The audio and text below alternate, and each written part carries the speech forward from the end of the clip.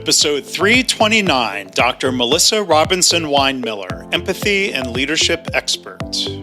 I would never, ever have admitted this at the time. It was actually deciding to leave my music career. I'm Mark Graban. This is My Favorite Mistake. In this podcast, you'll hear business leaders and other really interesting people talking about their favorite mistakes. Because we all make mistakes, but what matters is learning from our mistakes instead of repeating them over and over again. So this is the place for honest reflection and conversation, personal growth and professional success. Visit our website at myfavoritemistakepodcast.com.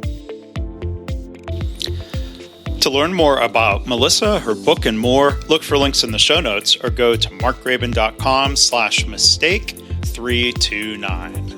Hi, welcome to My Favorite Mistake. I'm your host, Mark Graban. Our guest today is Dr. Melissa Robinson Weinmiller. She is, among other things, a TEDx speaker, an empathy and leadership expert, and author of the book titled The Empathic Leader, My Mistake, not Empathetic. The Empathic Leader, How EQ via Empathy Transforms Leadership for Better Profit, Productivity, and Innovation. She has degrees including a doctorate in education, interdisciplinary leadership from Creighton University, and earlier a doctorate in music from the University of Kansas. So with more than 20 years of experience across different industries, Melissa helps leaders see that empathy isn't soft. It's a powerful driver of performance, innovation, and culture. So Melissa, welcome to the podcast. How are you? I'm doing well, Mark, and thank you so much for having me. I'm really excited to be here. Well, it's great to have you here. I apologize for my little slip up on the title of the book. I don't necessarily believe in editing out my mistakes, but again, it's The Empathic Leader, and we're going to talk a lot in the second half of the episode about empathy and leadership. And I know from the pre-call, if you remember chatting about this, Melissa, that I'm going to declare that I think today's episode is going to go to 11. Yes. We have a shared appreciation. This is not like up to the level of your doctoral degree, but if you want to tell the audience what band and now movies that we have a shared appreciation for. Oh, I'm all about Spinal Tap. Love I'm turning it up to 11. Yes, absolutely. I mean, when we figured out we had that in common, I was like, oh, this is going to go well. This is going to be fun. So. And I don't remember how we stumbled into that. I'm glad we did. That's a fun connection point. I don't know, but I guess it was meant to be, because otherwise, how would it have come up? And as they say in the first movie, maybe related to how I stumbled across that, or we stumbled across it, it's a fine line between stupid and clever. No. It's a fine line between stupid and clever. Yes. But you didn't study rock music at University of Kansas. What did you study? I studied French horn. I was a classical musician. So it was Mozart, Beethoven, Bach, Brahms, the good old boys. But everybody can be a bit of a tap head, I guess, regardless. Oh, yes. Well, there's one part in the movie where they're going through the under part of the theater. And they're like, you remember it? And they're like going through this maze and they're going. And I'm like, yes, that's like every theater I've ever been in. I can't tell you how many times I've been lost in like these old vaudeville theaters where you just go around and around, and you might end up in the pit. You might end up in the balcony. You might end up in the lobby. And that's like one of my favorite scenes of all time. A common mistake of getting lost backstage, apparently. Yes. And it's more common than maybe people let on.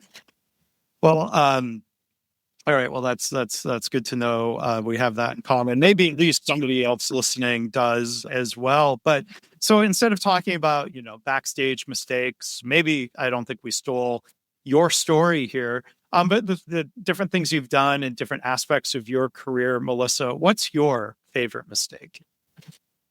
So I would never, ever have admitted this at the time, and even sometimes now I'm like, but I think it was actually deciding to leave my music career, that was a tough decision because I was in my early 40s when that happened. But And even at the time, I was like, oh my God, what am I doing? I don't know how to do anything else. I don't know how to do anything but play French horn and tour and do that, it takes a lot of time and a lot of practice. And on the other hand, it's not like there's a ton of openings for it. So Yeah. it's a rare talent, a rare skill to develop and be able to be a professional. Tell us more about that career and what was it gradual, or was there kind of a sudden realization that you were going to leave that career behind? There was definitely a catalyst, but it took a long time for me to come to terms with it. I was a performing musician first, and I loved it. I got to play with people like Ray Charles. I got to play with David Ogden Stiers. I got to, meet people and go places and do things that I just wouldn't have otherwise. It's not like these people were in my sphere of influence. Yeah. The problem with being a performing musician is it's not always very stable. And I needed things like benefits and solid paychecks. And, I like food, shelter, and clothing. So I got my first doctorate and went to become a French horn professor. And unfortunately, within my very first term, I was assaulted by a colleague. Oh. And things just unraveled over the next 7 years. But because I was so caught up in trying to hang on to that position, I didn't handle things well. The thing is there was a series of mistakes before I got to the end of it all. And it took 7 years before I finally had to say, I have to walk away, that I can't do this anymore. And that's what happened. But it took me a long time to actually come to terms with the fact that my mental health was worth more than me continuing in that field. Wow. Did others make mistakes at let's say, administration level in how they respond? How they responded to this? Did they not believe you? Did they not hold the assaulter accountable? Oh yeah, he still has his job there. So yeah, there was a lot of that. There was a lot of covering. The system itself was toxic. The people in the system, I think, were bound in this toxic system. Because that's actually how I started getting on this idea of empathy, because I felt like just nobody wanted to hear it and nobody wanted to understand. And I didn't understand what was going on in this system, that I couldn't seem to get my point across. But I mean, when I went to our boss, I was told that if I was going to be stirring up trouble like that, I was never going to get tenure, especially as a junior female faculty member. And then when I went to his boss, I was told if I didn't like it, I should just leave. There's not a lot of French horn professorships. I mean, where was I going to go?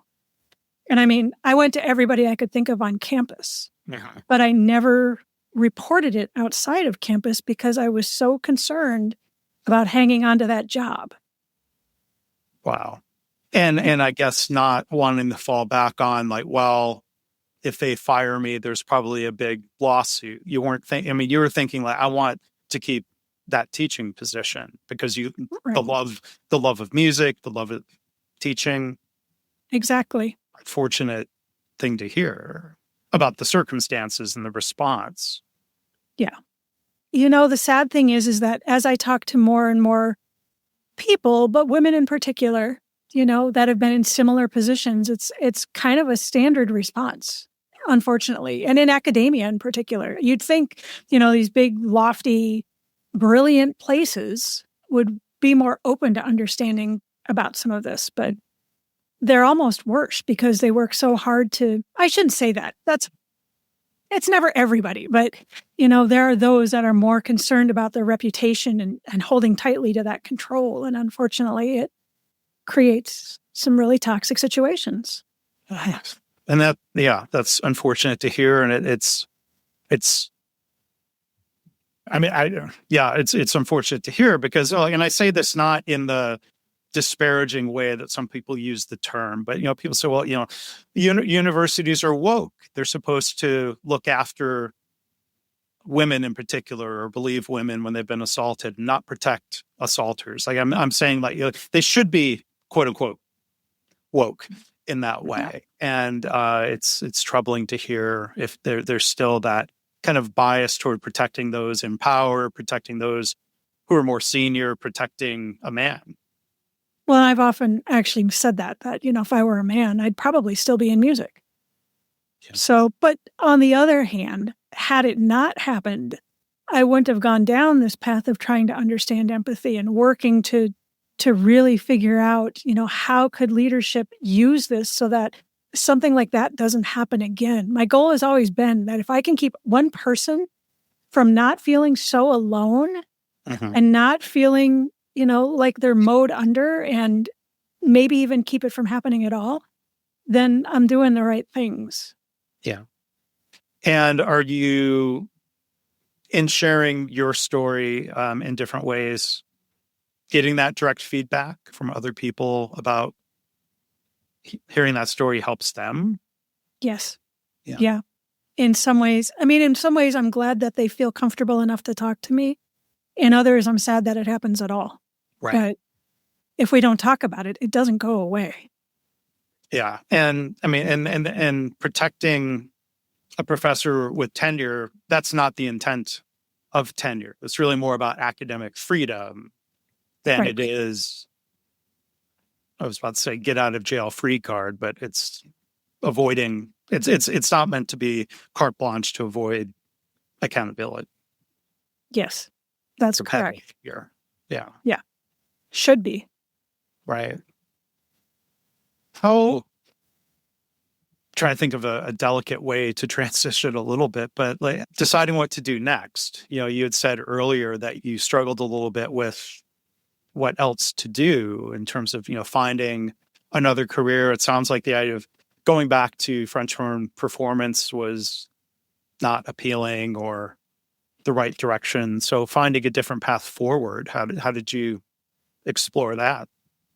I did try to hang on to the French horn thing for a while, but then COVID happened right after. And a lot of the arts and ensembles and people that had steady jobs, people that were working on like Broadway, had to suddenly find ways to get by. By the time we came out of that, whatever was left was just kind of gone.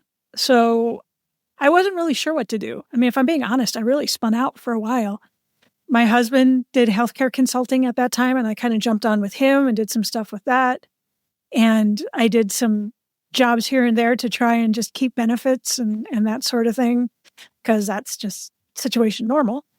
But the thing is even as I'm working with people and I'm watching what's happening, and especially when we were doing the consulting and I was working with physicians and administrative leaders, I kept seeing the same kinds of mistakes coming up. I kept seeing the creation of these same toxic workplaces, and it always seemed to come back to a real disconnect between people, a lack of understanding and connection. And it was like, well, so what is this? What is this that's missing? What is it? And that's how I kind of came into the empathy side of things. And I was like, well, I don't necessarily know what I do well, but I know I student well. So I'm going to go get a second doctorate in this so I can throw myself into it and really figure it out.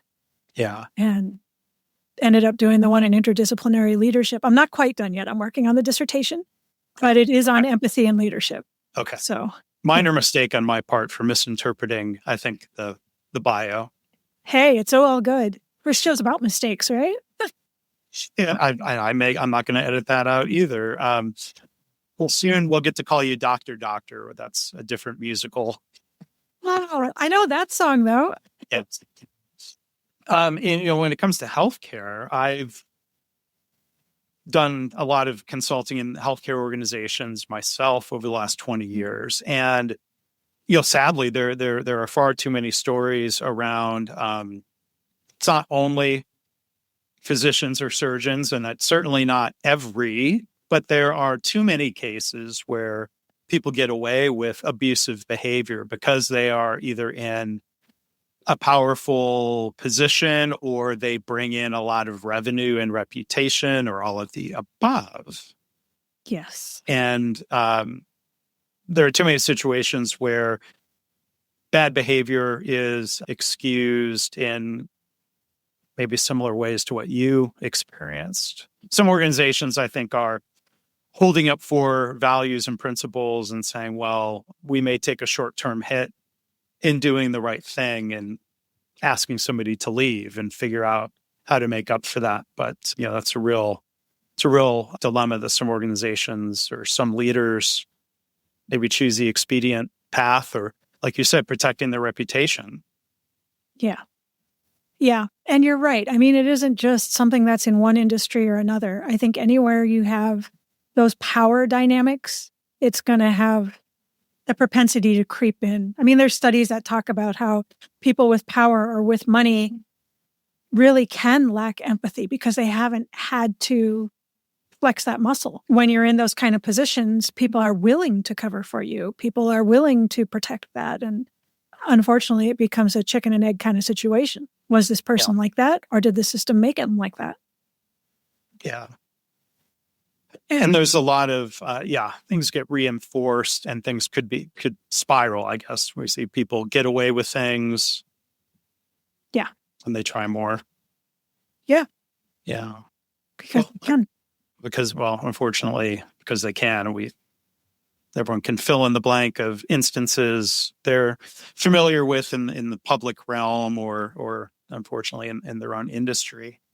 So let's talk about empathy and the book again. Melissa Robinson Miller is titled "The Empathic Leader: How EQ via Empathy Transforms Leadership for Better Profit, Productivity, and Innovation." I got it right that time. Yes. Okay. What is empathy? And I mean, I would love to hear your definition, but let me also tee it up with a mistake I think people make of confusing empathy with sympathy. Oh, yeah. So Empathy, sympathy, and compassion all get lumped together in a big ball a lot. Yeah. So empathy, I think another mistake or myth that's out there a lot is that empathy is just about feeling, that I feel what you feel. And that's one kind of empathy. But throughout the course of empathy's evolution, there's actually been 43 different definitions. Yeah, interesting. Yeah. Yeah. So feelings are one, but they're not the only one. Really what empathy is about is understanding and connection through perspective taking.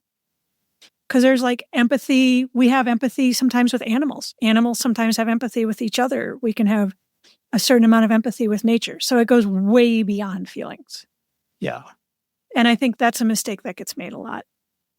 So, thinking and I like to think of myself as an empathetic person, and I would like to think as a host in general and today that I respond to your story in a empathetic way. But to your point, that goes beyond saying, well, I feel bad for you that you went through that. That's more of a sympathetic response, or Yes. Yeah. So the real difference between empathy and sympathy is when you take the perspective of the other person through their eyes. You understand, the definition I like with that is it allows me to step out of my bubble and into yours, which means that I leave my bubble behind me. Sympathy, you're taking the perspective of the other person through your own eyes. Yeah. So as soon as you do that, there's going to be some comparison and judgment because you're thinking of it in terms of what you know instead of trying to do it in terms of as much as you can what they know, taking the perspective. So in this case of, hearing what you went through, is it naturally more difficult for, let's say in this instance, for me, a man, to be empathetic, to understand your perspective as a woman who went through that experience? I wouldn't pretend to say, oh, well, I can imagine what that was like. I don't think I could, but I don't think that makes me right. No, not at all. For two reasons. The first is that when you're feeling empathy, you don't necessarily have to have empathy for the situation. You're having empathy for the perspective. So if I'm saying that, in that I felt scared and I was frustrated by the system and I felt overwhelmed, I'm sure all of those feelings. I mean, I think we all do. So the empathy is there in being able to really understand those feelings between people. The other thing is that there's, we were saying there's more than one kind of empathy. And there's a theory that I buy into. It's called dual root model of empathy. And what it talks about is how there's really two that you need to have to really be empathetic. And one is emotional, which is the quick emotional, that kind of thing. But the second is cognitive empathy, which means I logically understand what you're feeling. I just may not feel anything. So when you say, I can imagine how you feel, or at least I can try to imagine how you feel. That is empathy. A lot of people choose not to use that cognitive one because it takes a little more effort. It's called dual root model because it actually hits the brain in two different ways. But yeah, absolutely. I feel you're absolutely empathetic to what was going on, even if you can't say I've ever been in that situation. So there are in the subtitle of the book connections to EQ or emotional intelligence. Mm-hmm. There's somebody with, and I'm not going to claim to have the highest, I'd like to say it, I'm empathetic. I'm not going to claim to have the highest level of emotional intelligence. That's something, I'm not going to claim that. But what are the connections? I mean, does somebody with a higher EQ tend to be more empathetic? Are those connected, or do they maybe tend to coexist even if they're not directly connected? They do. Now, realize that with everything I'm saying, when you're dealing with behavioral stuff, you're going to have people that agree and disagree across the board because we're dealing with humans and feelings and behaviors. So there's just no black and white. But if we go back to the first time emotional intelligence was really talked about, that would have been about 95 in Daniel Goleman's book and on emotional intelligence. And in that book, he actually put empathy in as a kind of emotional intelligence. He had 5 broad categories. And he said empathy was in the bucket, right? If you think of emotional intelligence as a big tool bag, and it's got all these different tools in there, whether it's motivation or communication or whatever. And he put empathy in the tool bag. I actually think you have to have empathy first. I think empathy needs to come out of the tool bag because if you don't understand and connect through perspective taking first, you really can't effectively reach in that tool bag and know if you're going to grab a hammer or a chisel, which I think is part of the reason why we've been talking about emotional intelligence. The first article was written in 1990. So we've been talking about this for 35 years, and we still have trouble applying it consistently. Yeah. Well, and imagine, some people just poo-poo the idea or they make mistakes in what they think it means, or they don't really dig to learn what it means. The same probably happens when it comes to thinking about empathy and leadership. I can only imagine, the pushback of somebody saying, well, that means being soft. We can't be too empathetic. This is just business. We have to hold people accountable, blah, blah, blah. Yes. How do you respond to that in a helpful way if somebody pushes back like that? That having empathy doesn't mean you don't have boundaries. Mm-hmm. Empathy doesn't mean you're just being a pushover because you're still wanting to be able to see through the other person's perspective, but while giving them what they need. And so one of my favorite examples is, talking about employee, like performance evaluations or... Thank you. You. Oh my goodness. Yes, performance evaluations, that you will have people that just kind of allow people to slide through because, they want to seem like they're being nice, which same thing. Empathy isn't always nice. Mm-hmm. Empathy is always kind. Yeah. But it's not always nice. Nice is a social construct. It has more to do with greasing the wheels of society. Kind is where you're actually taking the other person's perspective into point of view and giving them what they need. Yeah. Well, if you're in employee reviews and what that person really needs is to be told, we want you to do well, and it's not going to happen with what you're doing.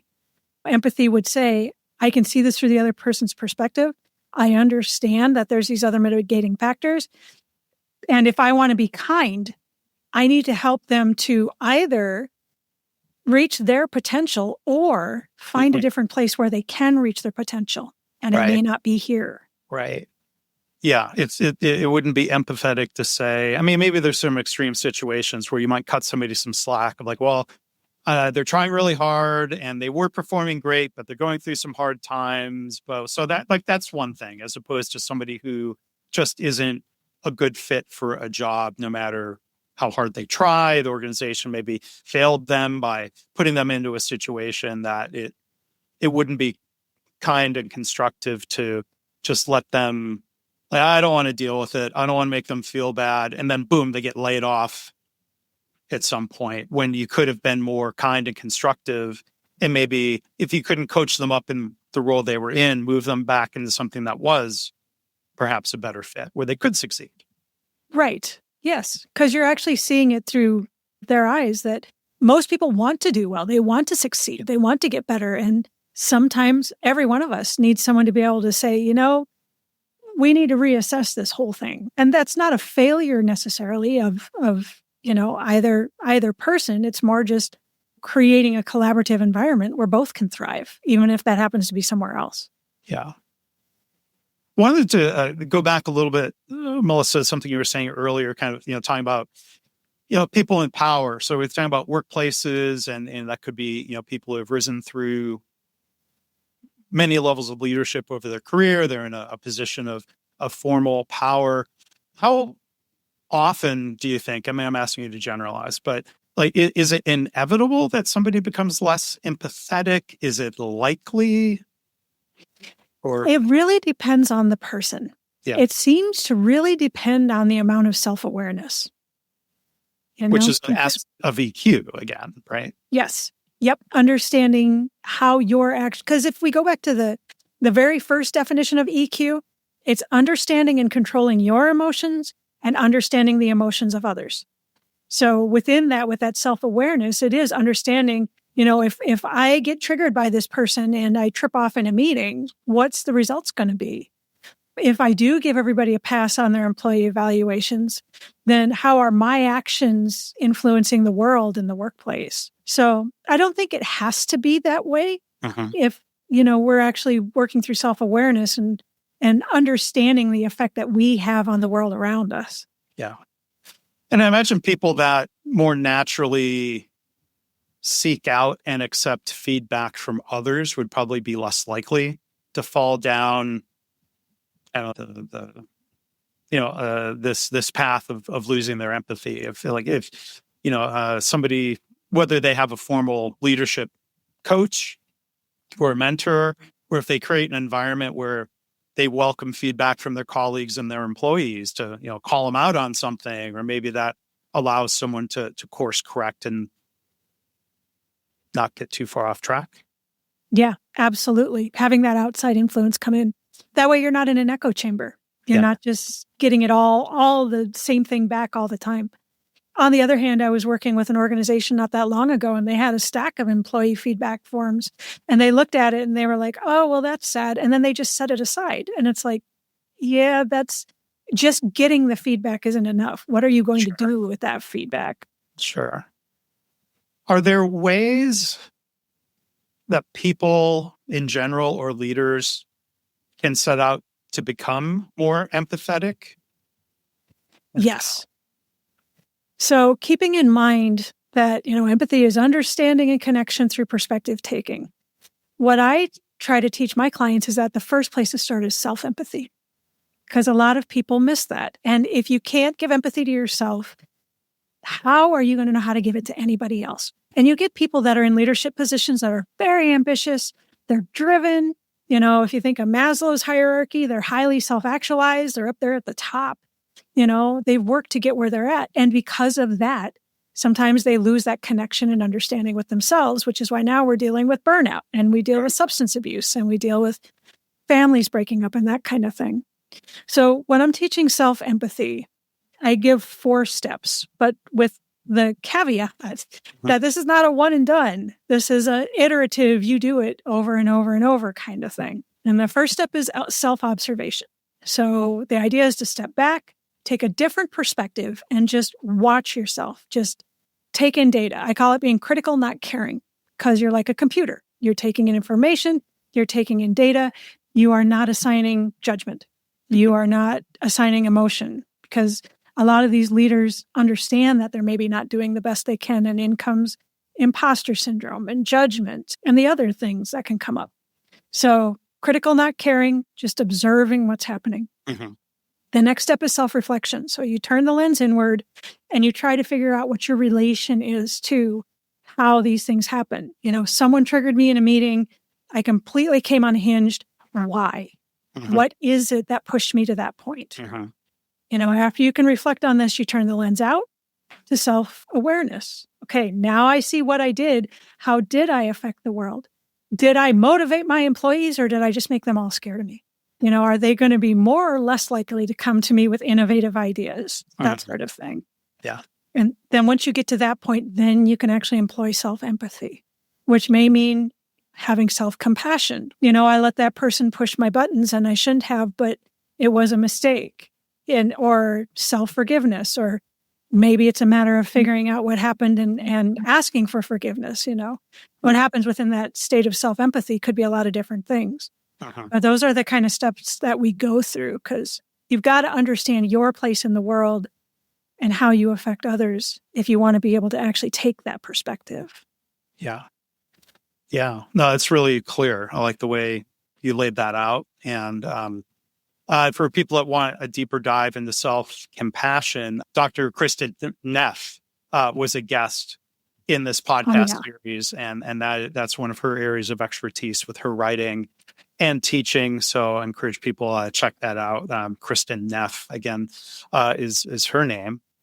And Melissa, one other question I wanted to ask, because we talk in this podcast about learning from mistakes and leadership and the culture involved in that. How can leaders use empathy or be more empathetic when mistakes happen?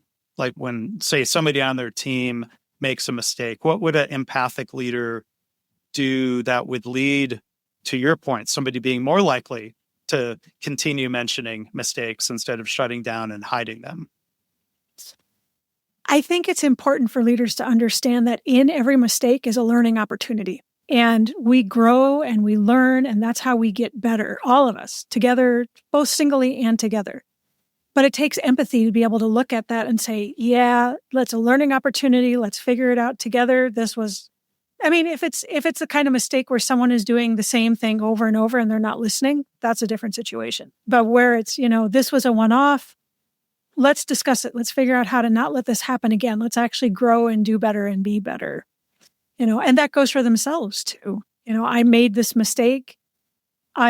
This did not work. I'm really sorry for what happened, but let's go back and figure it out and be better together. One other thing I wanted to ask, examples where, let's say, a leader made a mistake where a lack of empathy in a situation maybe turned a small mistake or a small problem into something bigger. Oh, wow. Yeah. When you think about some of the big toxic leadership situations that have happened, whether it's, in countries or governmental or, even through history, the one that comes up with me a lot when I think about it is like Enron. There was zero empathy, not only for their employees, they didn't care what happened to their employees, but not only that, their customers, their board, everybody. It didn't matter the fallout that was coming. They had no perspective of how devastating this was going to be and to how many people. Yeah. We can actually think of a lot of examples of really bad leadership like that. Yeah. Yeah. And I admire leaders who I've met, leaders of companies large and relatively small, who take very seriously that obligation of you've started a company or you're running a company. How many people's lives? You talked earlier, half jokingly, but the serious point, we all want food, clothing, and shelter. We all need that. There's a responsibility. Yes, that's why. Does that mean that leader is kind of high in the empathy scale to think about, the decisions I make and our success as a company isn't just about, on one level, being, making more money and having a reputation, but we're people really rely on us, not just, the paychecks and for the food on their table and for the roof over their head. Some leaders probably don't think about that at all, but the ones who do, are they more empathetic?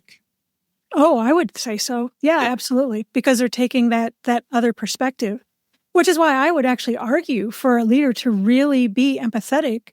They want that business to thrive. They want, that doesn't doing dirty things to get it there. But, right. A business's goal is to bring in money and keep people employed and keep the product and service going. So wanting to do well, wanting to make that money, wanting to make sound business decisions is part of being empathetic to your people, because you all want to thrive together. Yeah. And, it comes to that ethics piece, we talk about not doing things dirty just to make money. I mean, people who worked at Enron or Theranos, to think of a recent example, even if they didn't, quote unquote, do anything wrong, and if they didn't go to jail, there's probably still a reputational hit. Oh, yeah. Yeah. Did you read Bad Blood by John Carreyrou? Some of what was going on in Theranos, I mean, the lack of empathy was there very early on, and just people were refusing to see it. And yeah, does an extreme lack of empathy, does that equal words that people throw around like sociopath? Or is zero empathy equal sociopath? Is it just related? Yes, it's exactly related. That's part of the definition for dark triad. And dark triad is sociopaths, psychopaths, Machiavellians, and narcissists. So, yeah, I mean, the way people kind of throw words like psychopath or narcissist around, it doesn't necessarily, by definition, what's going on in the dark triad. But part of dark triad is they have no empathy. So, yeah, that's a big part of it. I mean, I think there has been research from people that know and use these terms properly that unfortunately executive ranks in certain professions tend to attract sociopaths, psychopaths, etc. Yes. And they do a lot of harm. Yes. High-level leadership, certain medical positions, and high levels in government. Mm-hmm. So they figure that they used to say about 5% of the population fell into the actual diagnosable dark triad. Now they're saying it may be more like 7 to 8, but in some of those high-level positions, it can be like 20 to 25%. Yeah. And there's, I guess, that classic question of, are the numbers of people increasing, or is it just more detected and recognized? I don't know. I mean, are there generational or societal trends when it comes to empathy? Do young people tend to, I don't know. No, I don't. Well, here, I'll just ask you as a question, like generational or age-based differences when it comes to levels of empathy. It depends on who you ask, but there are several authors like Jean Twenge who definitely feel that it is generational, particularly because of technology and social media and the iPhone, because it creates main character syndrome. There was a study that happened as well, and it's a longitudinal study. So it started in the 70s and it went to about 2008. And they were looking at incoming college students. And what this study found was that within that time, the amount of empathy with that population went down by 40%. But they are continuing on with that study, and they think now maybe they're seeing an upswing. I don't know. And large societal events, or, think back to things that, can be traumatic to individuals and groups. Let's say, the COVID epidemic, I could see different groups of people going in one direction or the other. That experience might make somebody more empathetic in different ways or less so. It could go either way. I mean, for the first time, a lot of these organizations had to be empathetic because they didn't have a choice with everything that was going on and people having to go home. And they had to be able to show empathy. But I mean, the flip side of that is all of a sudden we were all cloistered off. The Society for Human Resource Management had an article that said that workplace incivility is at the highest point that it's been, since they started looking at it. So, it's kind of, again, it's kind of both sides of it. Mm-hmm. Well, it's really been great to explore empathy with you here today. Our guest again has been Melissa Robinson Weinmiller. Sincerely, thank you for sharing your story in the first part of the episode. I imagine it's not an easy story to tell, but thank you for sharing your reflections and the spirit of helping others who would hear what you have to say. And the book, again, is titled The Empathic Leader, How EQ via Empathy Transforms Leadership for Better Profit, Productivity, and Innovation. And maybe as a final note, and I'll put the link in the show notes, your TEDx talk is now online, right? Yes, it just actually came out last Monday. So it's been about 6 months since I did it. And it talks about self-empathy and self-judgment. And we've got 33,000 views in 8 days, which is exciting because it means people want to hear more about it, which is what I want. Yeah. Well, I'm excited to check that out. I just learned, to the listeners, I just learned right before we started recording, so I didn't have the chance to go check it out, but I will go do that as soon as you send me the link, Melissa. Thank you in advance. And I will put that in the show notes for others. Encourage people to check that out. Link to Melissa's website and more. Again, check out the show notes. So, Melissa, thank you again for a great episode. I'm trying to wedge in another Spinal Tap reference, but thinking of one. Do you have one? No, I'm ending it awkwardly. No, I'll admit the best part of Spinal Tap for me was just watching some of the goofy stuff they did, whether it was getting stuck in one of the pods or the Stonehenge it was like, or how they started out in the huge arenas and then by the end they're like playing these tiny little houses. Yes. And it's not because their music is less popular. I think the line is something like their appeal is just becoming more highly selective. Yes. As a French hornist, I can appreciate that. Melissa, thank you again for being with us today. Thank you so much for having me. This was my pleasure, Mark, and I appreciate it a lot. Thanks. Thanks again to Melissa for being a great guest here today. To learn more about how to get her book and more, look for links in the show notes or go to markgraban.com/mistake329. As always, I want to thank you for listening. I hope this podcast inspires you to reflect on your own mistakes, how you can learn from them or turn them into a positive. I've had listeners tell me they started being more open and honest about mistakes in their work. And they're trying to create a workplace culture where it's safe to speak up about problems, because that leads to more improvement and better business results. If you have feedback or a story to share, you can email me, myfavoritemistakepodcast@gmail.com. And again, our website is myfavoritemistakepodcast.com.